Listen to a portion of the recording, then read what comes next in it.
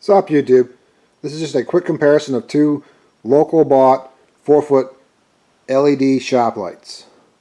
Both 5,000 lumens, or however you say it. So let's get started. First, here's the hardware for the Honeywell. A couple chains, S-hooks, screws, and screw thingies. And here's the hardware for the Hyper-Tough. A couple chains with hooks already attached. Doesn't show that in the box for some reason. It shows 4, but there's 2, whatever. And they include a couple zip ties. I don't know why, don't care. That's the hardware if you're interested in that stuff. Of course, they come with instructions, both of them. And there's a small price difference. This light was about $6 cheaper than this one. I mean, your local prices may vary, and so on. The next obvious difference is this light is grayish and that one is white. I don't know if that makes a big deal to you. Doesn't really to me. Oh, there is a white version of the Hyper-Tough, but I think it's 3,200 lumens, so it's less, and it's also cheaper too, but I want 5,000, so FYI. Alright, let's get this out of the way and compare the rest. By the way, both cords are about 5 foot in length. It only says that on the Honeywell box, not on the Hyper-Tough box. Again, FYI. Now, when I initially got them, I didn't think there was much difference. I assumed maybe they were manufactured in the same place because they look similar, but now they're side by side. You can clearly see a difference in the LEDs.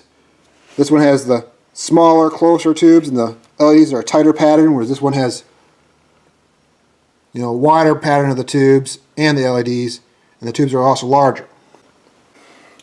I'm no LED expert, but there it is. Also, the Hyper-Tough has a longer pull chain and plastic doohickey, whereas, metalish brass, whatever. Moving on. That's the lights. They are both single mode. I have a Honeywell hanging there already, single mode, and I also have a Honeywell 3 mode right there, which I like. Sometimes you don't need as much light when you're shooting or whatever, so just FYI again. Now, I have plenty of these fluorescent lights as well that I'm going to phase out. The one thing I don't like about them is they have a 6-inch cord or so, and you have to use these extension cords to link them. For me, that's the one really nice thing about the Honeywell. It is linkable and has a long cord. Well, they both have long cords, but over my current lights. If you need a linkable light, Honeywell's for you. If you don't, just put one light up, probably the Hyper-Tough. Let me turn these lights off in my garage, and we'll turn them on one by one on the bench and try and get a quick comparison. I mean, I don't expect them to be much difference. They're both 5,000 lumens. We'll see. Okay, every light in the garage is off. Just my cabinet lights. By the way, these are Hyper-Tough brand as well. I just got them and did a video on those, so won't go into detail on that. You can check it out if you want. But let's get started. We'll do the Hyper-Tough first. Flip it on. Turn my cabinet light off. We'll take a few steps back. Yep, it's an LED light. Like I said, don't really think we'll see a difference. Okay, let's try the next one. Turn this off so it's clear in my eye.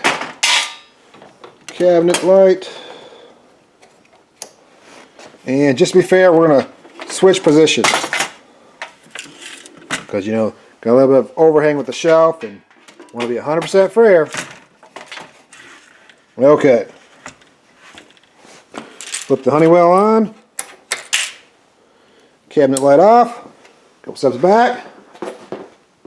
Don't want to fall. And there it is. Maybe a tad brighter. I don't know. I'll have to look at the video later. You guys be the judge. There it is. Let me turn these other lights on.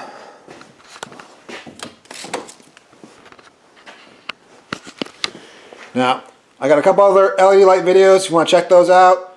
I've done some tool reviews, but mostly what I do is car stuff.